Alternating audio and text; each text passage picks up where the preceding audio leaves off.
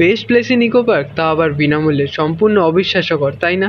So this is me Tanmay and আমি তন্ময় আপনাদের সাথে চলে এসেছি আমার প্রথম ব্লগ নিয়ে।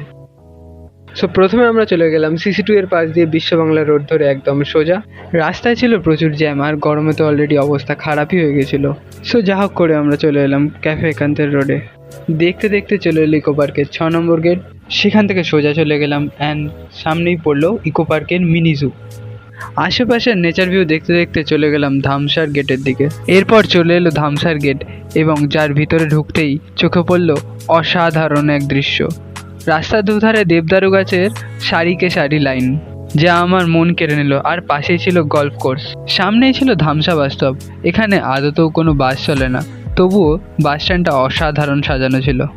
আর কিছুটা এগোতেই দেখতে পেলাম এক সুন্দর অপূর্ব লেক ভিউ। লেকের পাশের রাস্তা ধরেই এগিয়ে গেলাম সোজা, অ্যান্ড সামনেই দেখতে পাচ্ছেন অসাধারণ সমস্ত ফুল।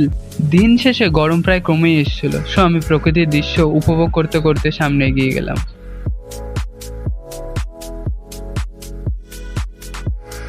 আমার ঠিক বাদিকে লেকের মাঝখানের আইল্যান্ডটাই হলো ক্যাফে একান্তে।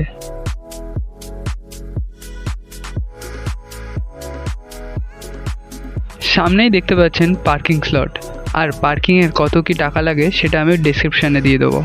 জায়গাটা এতটাই অসাধারণ, এখানে আপনি যেখানে চাইবেন সেখানে দাঁড়িয়েই ফটোশ্যুট করতে পারবেন। এখানে চাইলেই আপনারা আপনাদের প্রি ওয়েডিং ফটোশ্যুট থেকে শুরু করে বিভিন্ন রকম অন্যান্য ফটোশ্যুটও করতে পারবেন। আর ফটোশ্যুট করার জন্য এখানে কোনো এক্সট্রা চার্জেসও লাগে না। সো দেখতে দেখতে চলে এলো আমাদের ডেস্টিনেশন, অ্যান্ড সামনেই দেখতে পাচ্ছেন আপনারা, এটা হলো সেই আইফেল টাওয়ার। সো আপনারাও চলে আসতে পারেন ক্যাফে একান্তে এবং এখানকার অপরূপ দৃশ্য উপভোগ করতে পারেন, তাও আবার সম্পূর্ণ বিনামূল্যে। কিছুটা সময় এই শান্তিপূর্ণ পরিবেশে কাটিয়ে তারপর আমি বাড়ি ফিরে গেলাম। দেখা হচ্ছে আবার কোনো ইন্টারেস্টিং ব্লগের সাথে। Keep watching me more Tanmoy.